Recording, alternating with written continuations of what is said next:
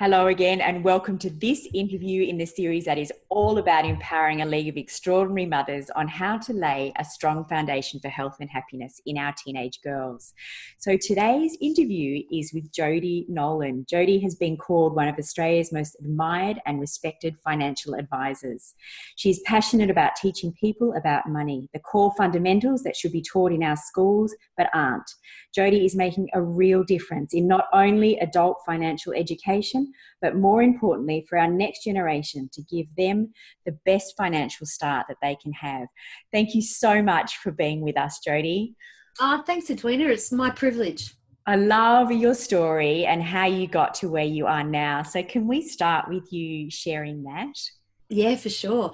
A little bit about me. So I'm in my early 40s now. I've got a master's degree in applied finance, which is one of the highest degrees you can get in Australia around money. I've got 20 years plus experience with runs on the board with being, number one in the country for one of the big four banks as a financial advisor. But it's not always been about money for me. I started out when I left school, I didn't really know what I wanted to do. I actually had no clue. And maths was never really my strong point, ironically, in year 11 and 12, although I did study it. And my mum was a lawyer, and I just assumed that I should move into law. So I went to work for a law firm for about 18 months. And while I was there, I started to study law, and I hated it. So while I was working for this law firm in Brisbane, I used to see a whole heap of snappy-looking, savvy people who would go to lunch near where I worked. And I was always fascinated by them because they seemed to have long lunches and they seemed to drive nice cars. And I was always like, wonder what they do. And I found out that they were financial advisors. And I ended up being offered a job to work with them. And so then I went to work with them basically. And so around about 18, 19, I suddenly had this incredible group of like-minded, motivated, really powerful type mentors in my world who basically said the sky's the limit. You can be anything that you want to be. So then I went from studying law and being in an environment I hated to studying global economics and the financial situation and realizing how powerful this information was and being surrounded by mentors who wanted to see me do well. And that's sort of where it all started for me. Gosh, what a dream. What a dream. If I could wave a magic wand for my girls and have that kind of experience arrive, that is amazing. It resonated. I think, the teachers show up when the student's ready. I was really disillusioned with the whole law environment. It didn't feel right. Admittedly, the attraction of seeing these people who seem to have their life together was amazing. And it was, I was really ready to do that. So, and then that's when I've moved into the financial side of things and I've never looked back. Yeah. It's I love sharing stories of how what happened at school is not necessarily what reflects what happens later. I couldn't do any sciences. I couldn't do any maths when I was at school. None of it made sense. And then I went and studied applied science to do naturopathy, and it all made perfect sense. It's just when it's applied to something that you're interested in, then suddenly, your brain wakes up and takes it in, I think. Yeah. Well, and all of a sudden I had people who were explaining the fundamentals in a better way. So that instead of just being at school where I was doing, formulas and algebra, which I had no clue how you would physically apply that in the real world. When I went into that environment where people were saying, well, this is how you get percentages, this is how you, work back your calculations, and this is why we get to the beta of something, I started to really appreciate all of that. And how that the more I learned, the more I was able to think critically, and the more I thought for myself and was able to evaluate, the better decisions I made. And that reflected everywhere in my world, not just my work, but also it made me knowledgeable, like wanting the thirst for more knowledge, which has never left. I sit there on the weekends and research all sorts of weird things just because I like the idea of learning more and understanding more. Yeah. And, I know that another part of your story was that having this background and learning about how to manage money didn't necessarily save you from things going absolutely pear-shaped, but what it has done is allowed you to rebuild your life again as a young mum, which is quite amazing. Can you share a little bit of that story with our audience? Yeah, for sure. So it's no secret. I spent my 20s working really hard, making lots of money, like tens of millions of dollars, being self-made. My husband and I had a beautiful big home, marble and glass, all that stuff, investment properties, commercial properties, share investments, all of the good stuff that goes with working hard and building assets. And then in GFC, 2008 hit, and I was in hospital having my daughter, and all of our investments were sold down through and unbeknownst to me at the time. And so what ensued after 2008, and I wasn't the only one, the whole world experienced it, but from a personal point of view, I lost my career at the time. I had a brand new baby. She was 6 weeks old when all of this started to really unravel. So that affected, your headspace, your mindset. But it wasn't just me losing wealth. It was the impact it had on my family and friends. And it was dark, really, really dark time. So, and then I fell pregnant with my son straight away. So I was then pregnant and had a tiny little baby, dealing with financial ruin, dealing with ASIC and all of the stuff that goes with being involved in one of Australia's biggest corporate collapses. So I think looking back now, it's been 10 years. I didn't realize I would have the strength and the resilience to move through that. And now I think I appreciate more than ever that I've been able to build my wealth once. Yes, I've lost it through how I feel, no fault of my own.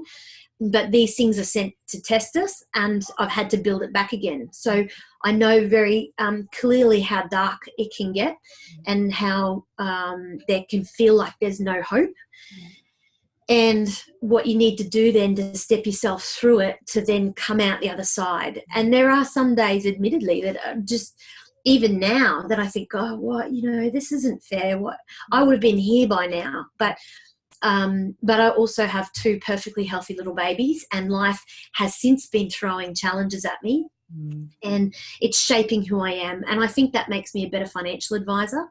Yeah. I'm a little bit more risk adverse. It makes me more knowledgeable. When someone's sitting in front of me and they're about to lose their house or their business, or they've gone through divorce or they've gone through bankruptcy, sometimes I do sit and cry with them, because I know how heartbreaking it is. Yeah. And I know that the journey they're on, and I can help them better because I've had to do it myself.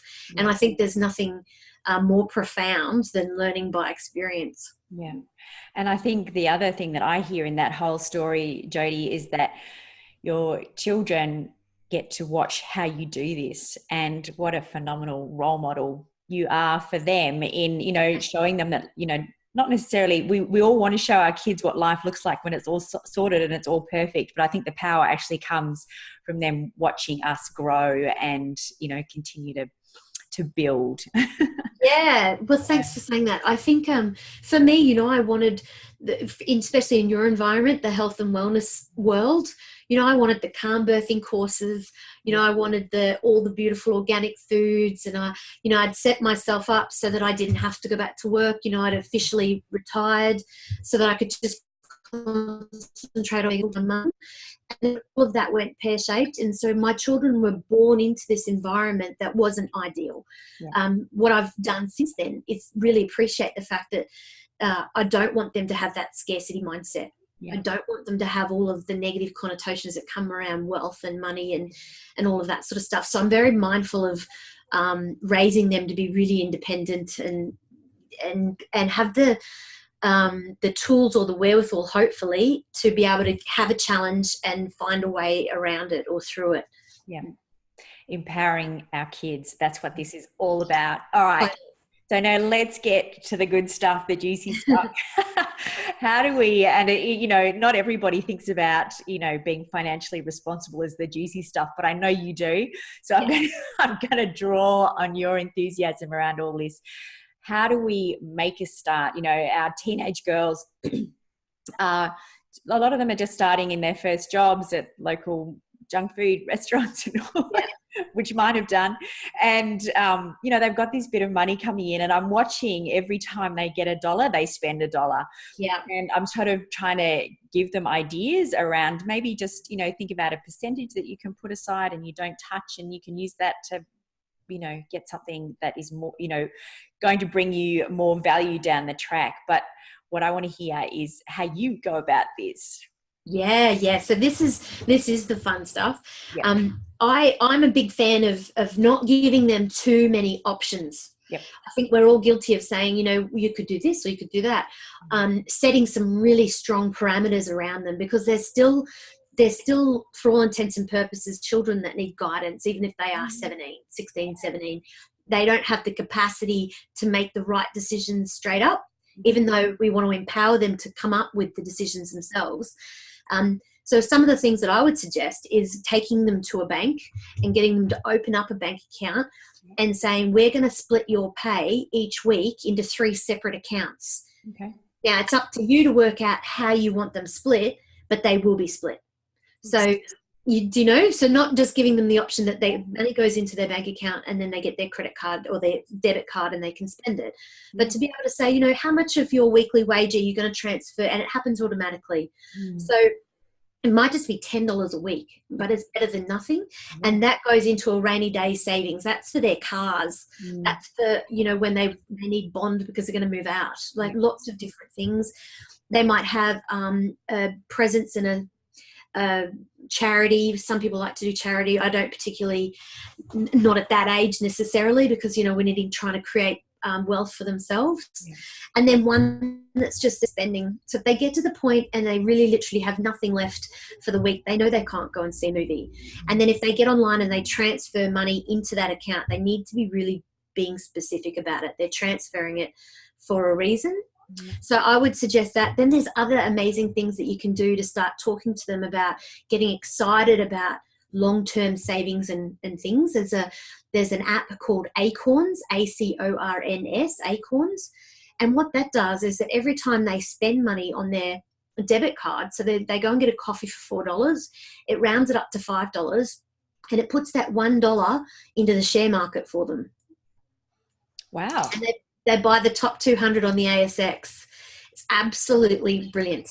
So it's a way that then they can log in online. They can see their share investments are growing. It's a very small form of dollar cost averaging into the market. You know, they're buying little bit by little bit. It's a way that they don't have to save up $5,000 to get into the share market. It's a way that they're creating an investment for the longer term. So that's the first 2 things I do. Open up a bank account and say, this will be split into permanent savings and spending. How are we going to do it? So you said, sorry to interrupt, I'm just trying to get it in my head because my kids have got a savings and a spending. Yeah. So what are the 3 accounts? Well, it's up to you. Some people have 4. I like the idea of 3. So I usually have one as a buffer. So I have one that my pay, or I would suggest for people to do. Your pay goes into one account. So when you're a grown up, we've got to allocate money out for mortgages and insurances and things like that. But when you're a kid, you don't really have all of that sort of stuff. So I would just say I like to have it split into 3. One that's your general one where your pay goes in, then it gets split into a savings account that you literally don't touch. Yep. That account then is something that they can talk to you about. Mum, I've got $1,000 there now. What do I do with it? Or when that, you know, I'm saving for a car, or, you know, whatever it is. And then when one that's an interim account, the interim account can sometimes be things like I'm saving for Christmas, I'm saving up to go to Europe. It's an interim savings, something that's a buffer. Yep. And then they've got their general savings account that, you know, money in, money out, and that will usually run down to 0 before they get paid again. So, and then that sometimes what I find is that people with that first one where the money's compulsorily put away, that doesn't grow a great deal because they usually don't allocate enough.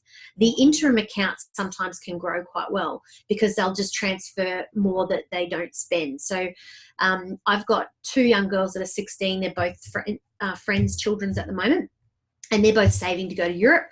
And so that second interim account is building quite well because if in their mind space as a teenager, saving for the longer term means nothing because they can't see the long term. So they just allocate $20 of their pay to go across to that, and it's neither here nor there. The one that's the interim, that's the buffer, that's the big Europe account. So for them, that's where they've got $60 in their account. They'll keep 20 because they need that for incidentals, because they get paid in 3 days, and they transfer 40 across. Yeah. And they keep doing that, and that is building rapidly. Yeah. So, it's just encouraging them in a way that that suits them. Some kids are happy to get online and transfer money. Others just don't want to know about it. Head in the sand till they get to the ATM and see how much is left. Yep. The Acorn account is a really great way to do two things. One is it encourages education around investing. It starts to get that mindset of, I'm putting my money to work. Yeah. So instead of me just working an hourly rate, now I'm working an hourly rate and my money's working for me as well. Yeah. It also creates a savings pattern for down the track when they're going to go for a mortgage or something like that. The banks are going to say, where's your savings history? And they'll say, well, I don't have one. Whereas if they've got a permanent savings history because they're directly putting money away, and they've got an investment history, even if it is just $20 a month, over a period of 5 to 7 years, it shows consistency. Yeah. So, and that investment that can be accessed and redeemed whenever they want. Yeah. So if they did work on building that investment over time, and the two big drivers for wealth creation is always time. So time is the biggest factor, and compounding effects of interest over time. So starting a 17-year-old into an investment portfolio now, buying shares in the top 200 on the ASX, will be absolutely gold in 20 years from now. So, so those sorts of things. So encouraging that mindset, encouraging them to think about starting to invest, and then just having the conversation and helping them do some figures over the kitchen table on, so this is how much you get in your pay each week. This is how much tax you'll be paying. This is why when you go and do more hours on school holidays and you're working all week, that all of a sudden, you've got more tax coming out of your wages. Yeah. Having that conversation around tax will also help them appreciate that they earn this much, but then the government needs this much. What do they need that for? Yeah. Well, that pays for roads, infrastructure, just starting to give them more of a holistic view on, it's not just them getting their $17 an hour or whatever, or $14 an hour. So to give a guide about what to put in the savings, the never touch account, do you talk about percentages, like take out a certain percent, or how do you kind of judge what to put in that? Yeah, it depends on how much they're earning. Yeah. And it's really hard in year 11 and 12 because life is so expensive in Australia. We're the second most expensive country in the world to live. Okay. And for their age group, everything costs so much money. Because you pay for it often. So, and they're also studying. So they can't get up enough hours in their working environment to also cover their lifestyle. So that's why it's often hard to allocate a portion. I like the idea of a minimum of 10%. Yep. I know for most people and most families across Australia, they can't save that. So what I try and encourage them is to just put more into the mortgages if they can, just round everything up. Yes, so you might not be able to save 10%, but you might be able to make 0.05% more repayments on your home loan. Yeah. Those sorts of things. And it's those little things that will add up over time. Yeah, I know, I've spent the majority of my children's life as a single mum, and there was no extra money, but I wanted to have something for them to, when they leave school. And so what I've done is put their age in a savings account each week. So, it started really small, but it's certainly not a great deal, but by the time they leave, they'll have enough to put towards, something, a car or a trip and it's amazing how that $5 a week or $6 a week or $10 a week, it's amazing how it adds up if you don't. Oh, yeah. Well, that's absolutely brilliant tip. That's absolutely brilliant because it's the same as I do the same thing. My children are 8 and 9, and rather than give them larger pocket money, Yep. you know, there's jobs that they're expected to do around the house as just part of being in the family. They don't get paid for it. But if they go over and above, they get pocket money. Yep. And then what other people I know pay pocket money, I don't. I transfer money into an account for them.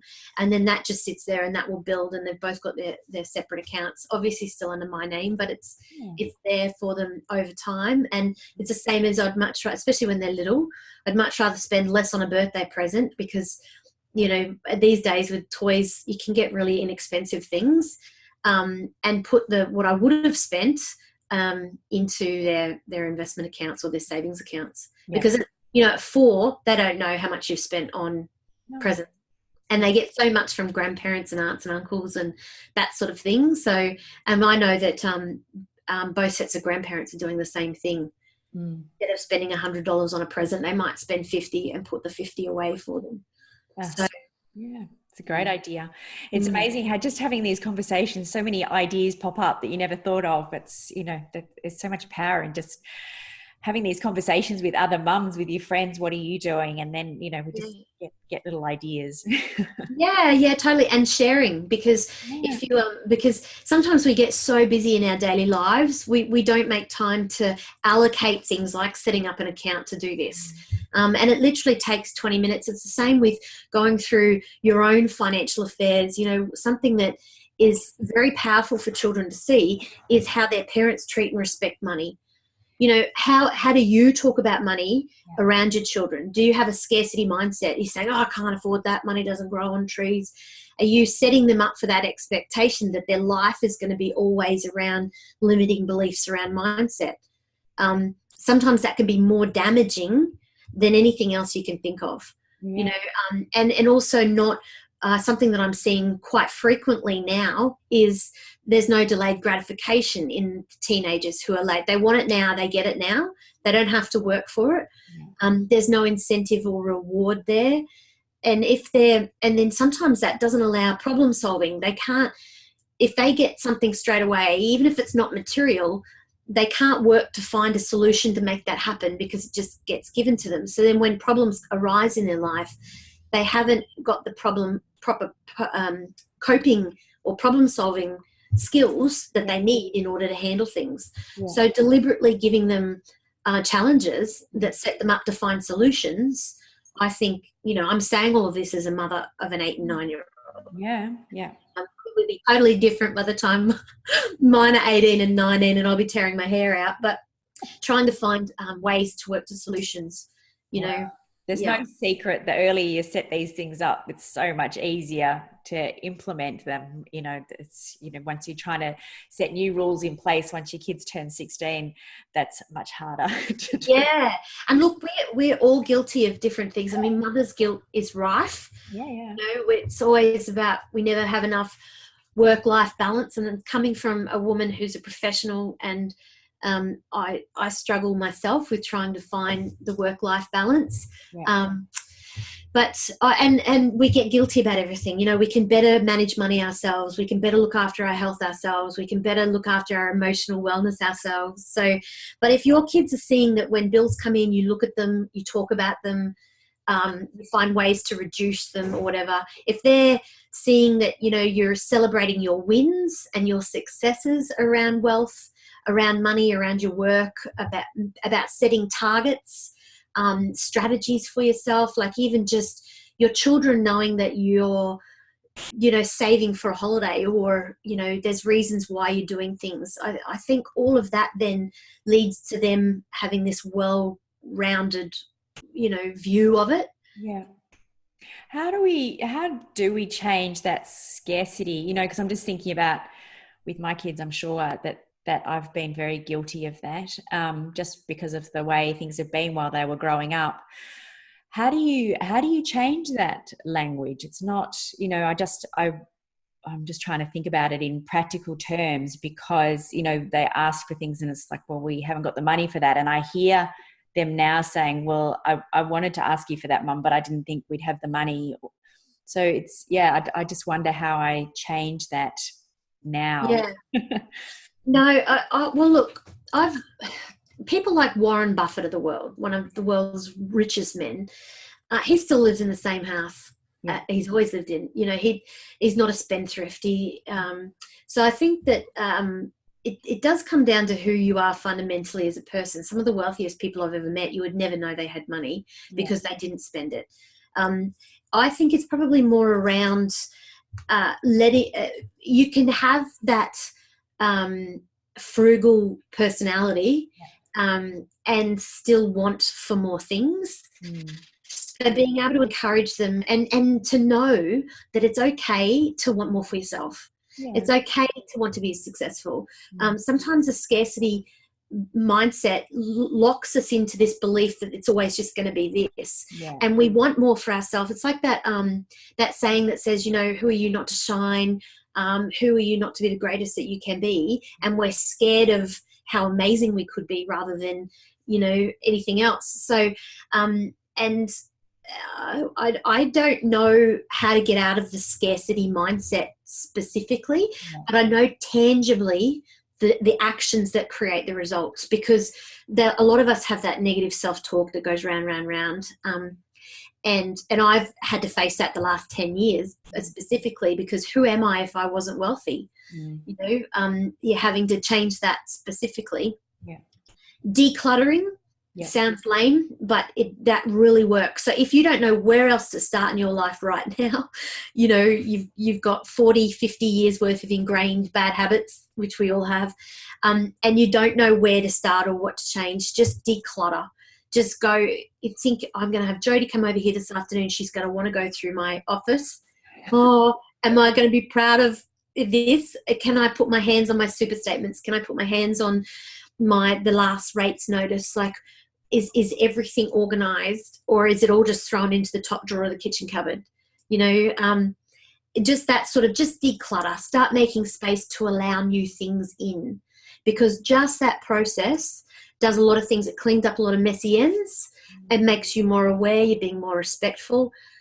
Little things like, you know, how your wallet looks, how the money's organized, just silly little things that you start appreciating when you do have money to pay for a bill. Then you say, I'm really grateful that that's there. And you know, it's that whole law of attraction thing, although that can be quite woo-woo. Well, Law of I agree with it. I mean, I see it in action. So yeah, so well, and I feel the same way. Anecdotally, I see it. So if people are coming to me and they're saying, we're at our wits' end, we don't know what else to do, we're not sleeping at night, we're sick in the guts, all this stuff's happening, where do we start? The first thing I'll say, where's your office? Where's your money zones in your house? Let's start decluttering them. You know, I'm bringing in plants and making everything lovely for them so that we're just starting to create a different energy around their money environment. Then we start going through bank accounts. And if you can measure something, you can manage it. So people who are stressed around money quite often don't know where it goes. It pays in and then woof, it's gone out into all these bills, and then there's nothing left for other bills. So we need to start going, okay, well, money's going to come into here, and then from there, what we're going to do is do this, and do yourself a budget. Something that's crazily exciting for kids is to see the graphs that you can get online at any bank, is to say, okay, well, if I start putting $20 a week away, how's that going to look in 2 years' time when I finish uni, or 3 years' time? How much am I going to have? That's going to be my Europe holiday. So they see the purpose for which they're saving. And I think we're all like that. If you can see the results, you're more likely to stick with something. And money's absolutely no different. One of the biggest things around, having done this for 25 years, is money has an energy all of its own. Wealth has its own energy. Like money, wealth, finances, and people give it an energy. They attach this scarcity, hard set, it's all too hard, I'm no good at it. And they have this conversation with themselves around money. If you do nothing else but declutter and start to respect how it's working for you in your world, and stop that negative self-talk or energy that you give money, every time you hear yourself say something, just stop. You don't have to try and replace it with anything, just stop that. And then you'll be blown away at just the results that will do. Fantastic. I love that idea. I love that idea. Mm. So if we think about gorgeous teenage girls as, brand new little sponges, what's the information that we want them to be soaking up? How do we come up with maybe, I think I saw that you had, was it 5 actions to take now to get immediate result? Can you just kind of, if we can give Yeah. mums to take away from this interview, like 5 things that they can talk about with their girls now, and perhaps, Yeah. for many of us, it's actually starting to do it ourselves as well. Yeah. Yeah. Okay. So I love the idea of creating a tribe of motivational women around your daughters. Yes. Exposing them to women who you respect and you admire, but not just in a friend capacity, but in a learned environment. So I love nothing better than sitting and having a conversation with a 16-year-old woman about what's happening in her world. How does she feel about that? Because I'm not her mum. So she can normally talk to me about, and then because I am in a professional corporate finance world, I start to say, well, what about this? Have you thought about that? What about your traineeship? I want them to start thinking, and I want to encourage them and support. So if you've got women in your world, and I'm especially conscious of this with my 2, trying to make sure that I have, that's that saying, the sum of the 5 people they hang around most. Sometimes they get so caught up with their friends. There's a whole nother world outside their little circle. So giving them mentors, the people like, I'm lucky because I've got the Kims and the Cindys of the world where they embrace my 2 and all of that. So showing them that the career paths are there, talking to them about the energy around money. They really resonate with that. Quite often they know themselves. They feel like they're purposeful. They feel like the world's their oyster. It can be overwhelming for them. So just to talk to them, decluttering, I love the idea of creating people around them that are supportive and encouraging, and mentor type environment. Setting up the structure, giving them a structure. This is how your money's going to come in. This is how it works well. This is what we know works. Being a little bit more certain about that so that they're not having options, because sometimes when they have options, they'll take the easiest path. And the easiest path isn't always the best thing for them. So then the decluttering, like I said, probably the Acorns investments, getting them excited about, okay, well, when you buy a coffee for $4.85, 15 cents is going to automatically happen to here. And even if you have to set it up and log on and show them how it's all going to work, and then they'll be able to graph that and see how that's moving for themselves. I like the idea of setting them up with little asset and liability, money in versus money out. They've got, well, I've got my TV and I've got my, bed, and I've got my, their little assets. It might not be a house, but they've got bits and pieces. I've got jewelry, or I've got whatever, a car, just so that you're starting the conversation. They're probably the key things straight away that I would say to be encouraging them around the conversations. The Acorn account, is that something that has to be set up by somebody over 18? So mum set it up and then the girls use it, or can they set it up themselves? Is it? I think they have to be 18 plus. Yeah.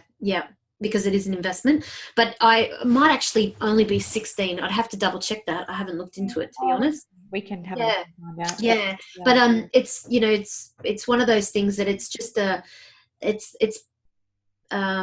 fairly new. It's been around a few years, but it works well. It's a way that people can get into the markets without having to spend a fortune or save heaps first, because it creates no real incentive to save. Especially when you're getting 3% in the bank, sort of doesn't seem purposeful. And if you've got debts and credit cards and things like that, and just on that conversation, one of the worst things that you can do is to allow them to have a credit card with a limit that they can't control. And quite often they'll sneak and get other credit cards, and they'll have other lines of credit. I'm seeing so many 20 pluses in my office who are, $60,000, $70,000 in debt, private debt, personal debt, that they can't, It's almost impossible to get out of, Oh, because they've got, how do they get the cards, Jodie? at 18. Oh, at 18. Interest, yeah, at interest, the interest free, interest only. It's absolutely unbelievable. Oh, And then if you get couples together, then they can't pay their rent. They it's insurmountable. There's a lot of places that can go, which you're not aware until you look into it. Places where you can pay off your bond. So kids move out of home, they pay the bond for them. The interest on that's massive. Then they get the TVs and the washing machines, and they put it all on interest free. Next thing you know, they've got $8,000 worth of debt. Then they get a car loan. There's another 25, 30,000. It is a real problem. Gosh, what a terrible way to launch yourself into life with that sort of. Yeah, I mean, you can work through it. It's not impossible. So if people are sitting there with children who, are 20 and they've got massive credit card debt or whatever, it is possible to work through it. But it's just encouraging them not to go down that way first. And if you've got an opportunity to talk, what's bad debt, what's good debt, investment debt, all of that sort of stuff. And sometimes we are guilty of dumbing things down for them, thinking that they're not capable of understanding. Yeah. But I'm always blown away at the caliber of how much they want to learn and how much they comprehend if you can explain it. That's fantastic. I just, I'm in my head, I'm thinking about the university debt that comes on top of all that other stuff as well. It's about some sort of financial awareness around managing our money. It's they're potentially digging themselves into a pit that can last for a long time. Yeah, yes and no. I don't know. I love uni. I didn't go to uni myself. I studied externally while I worked full time, which was hard. But I think if they go and do a course for the sake of doing a uni course that's going to cost them $30,000 and they come out with nothing, that's disappointing. But if they've got direction and goals and they know that they sort of the university does a few things, but one of the biggest things that I love that uni does for kids that age is it allows them to critically think. It gives them the skills to question. Yeah. And that's the biggest difference between university and non-university I see in kids, is the ability to critically think and critically evaluate. Yeah. But, again, everybody's different. The idea of just going for 4 years to party with your friends and end up with a big HECS debt and no job. I think it's, the way things have gone now, it's particularly in Australia, it's just, you'd be mad to do that. The cost of university now, it's very different to when we were going through, or, from our age group. So I've got such a long list of questions and I just got so drawn into everything that you're talking about. It's fantastic. So, one of the big things on my list was how do we talk about money in front of kids, and we've sort of looked at that and empowering them around money. So the actions that create immediate results. So you were talking about, when they've got little bits coming in, how we can show them, how to get that, that immediate result is going to impact them so much more because of that, that desire to see something now. So the steps that we were looking at to support that were those accounts. Yeah. I think I think having an account where it's split automatically, you take the hard work out of it for them, and you help them cement the decision on how much they're going to transfer to each one. That's done. The idea that they're creating an investment account, they'll be able to brag about that with their friends. Yeah. And at that age, everything is about, what am I doing? That it's just something that makes them look savvier in front of their friends, but it also is something that's creating something for their future going forward. Yeah. They need to know why they're doing things, and we're all the same. If I have clients in front of me and I say, you need to pay down more on your home loan, why? Like what? Because we want to pay off sooner, but why? Why are we paying it off sooner? Because we need to get investment property. Why do we get investment property? Like, we need to have a strategy about why they're doing things, and give them time frames. Because 2 years to a 16-year-old is like a lifetime. Yeah. Whereas if they have a savings goal between now and Christmas, Yeah. They're allocating $50 a week because at Christmas time, you're going to contribute another amount of money, and that's their tickets to Europe. You know, all of a sudden they've got a savings plan, they've got a goal, they've got an outcome. You know, you're supporting it by doing something else. And just being really tangible around setting goals and targets, because that set them in beautiful stead for when they're on their own. Yeah. And they know they want to do this, but they don't know the steps to get there. So I think our job is to go, okay, so you want to go to Europe, say, when you're 18, and we need $2,500 in airfares, and you're going to need another $1,000 in. So we need this much money. Work back from there to here. How much do we need to save to get to there? And then when you reach that goal, I'm going to contribute this much here because I'm going to be so proud of you and I want to see you have this amazing experience. Yeah. But you need to be committed to doing these. And then by just doing that, you're helping them problem solve. You're helping them to achieve a goal, which when they set their next goal, they'll know how to set the targets, because otherwise it's just they don't ever set goals and hit targets. And that's as true for their personal life as it will be for their work environment. You know, people want to get an investment property. People want to be debt-free. People want to have amazing superannuation. They just don't know how to step it through because they've never been taught. And then once you teach them once or twice, it's a skill that they'll have forever. They learn. So I know there was something on my mind that I wanted to ask you, and that's I'm thinking about my eldest son who's 18 and he works. He's doing year 12, and he also has a job, and he works really hard to make money. But I wanted to ask you about how to talk to him about cash versus assets, because he's a very passionate bike rider. And so he'll save and save and save and buy a $3,000 push bike, which I'm flabbergasted that he's able to do it. But then he's back to zero cash. But he's got an asset that's worth that much that he can turn around and sell. What's the, is that okay to, just say that's great and keep going with it? Or should he, how do I talk to him about doing that sensibly? Is that? Yeah, so that's a really good question. The first thing that comes to mind is, how proud would I be if that was my son? Yeah. Oh, I'm proud. because he never went out and put that $3,500 on credit. Yeah. So I'm blown away already. I think that's amazing. The second thing is, no cash flow is hard for you because you think, oh, why couldn't you just wait another couple of months and then you'd still have a little bit of cash, and then but the mentality is he's hit his target. Yeah. He's got the money there to buy the bike. If he has to eat nothing for the next 3 weeks, it probably does, he probably doesn't care because of the elation and the gratitude and the excitement of hitting his target. So I would keep encouraging that. And while he's got you to fall back on because you'll feed him and house him, I think that just keep doing what you're doing. The fact that you've instilled that side of saving for an outcome is a really strong skill set that you can't just easily teach. So I wouldn't worry too much about his negative cash flow at the moment. He'll work that out down the track when he's got bills he needs to pay, and as he gets a bit older. I'd be celebrating his wins on hitting such epic milestones.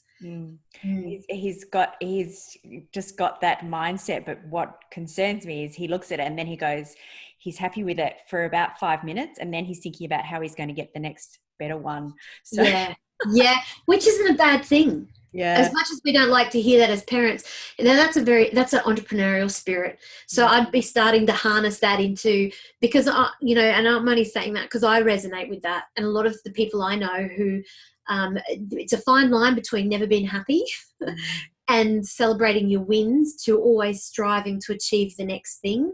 Yeah. And we're all different, but I like the idea that he's a self-starter and he's driven. And if he hits that thing, and then he's and at 18, and he's like, okay, now what? I would be encouraging that. I think that's awesome. Yeah, I do, and I'm enormously proud of him. But I do I do get him to really want him to stop and be grateful for what he has now, rather than never quite get it. It's always got to be the next thing.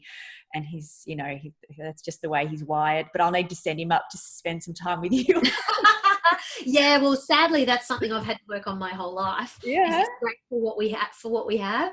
But I think the older you get too, that comes naturally. Like And it's not until you've experienced massive loss that then you really become grateful. You know, I hear from a lot of my clients who are older than me talk about health. You know, they've always taken health for granted, and it's not until you don't have good health that all of a sudden that's the only thing that matters. So yeah, and I mean, he's got you as a mum, and I know what you're like, so he's going to naturally have all that beautifulness and that gratitude and all of that sort of stuff. But that drive and the ambition and that sort of stuff's very hard to teach. So yeah, I think it's good. He'll naturally get the gratitude thing as he gets older. Yeah. Well, I've spoken about it before, but being the daggy mum that I am, I gave them all gratitude journals for Christmas. Like you say, write that bike in your gratitude journal. Oh, see, that's awesome. My mum used to have affirmations everywhere. She's a lawyer, but she's also a Reiki master. So I grew up with all the energy, understanding how that works.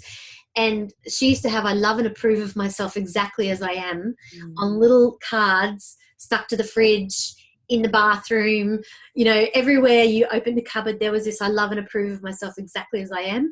Yeah. And so I do the same. I've got little affirmations all over my house, and people come over and they're like, this is very strange, but the kids see it, you know, and if they're constantly reinforcing themselves that, you know, they're really good, you know, they're capable, they're loved, you know, those things I think resonate as you're growing up. So I love it. I think what you're doing is amazing. Oh, well, I think you're amazing. I know you've got a free gift for our mums. Can you tell me a little bit about that? Yeah. Basically, it's just the basics on teaching your kids about money.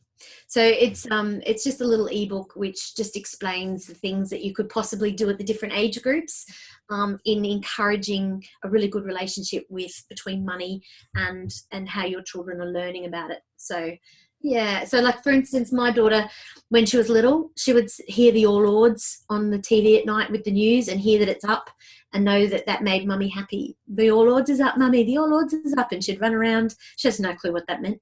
But it was just instilling that really good positive mindset around money and starting the conversation.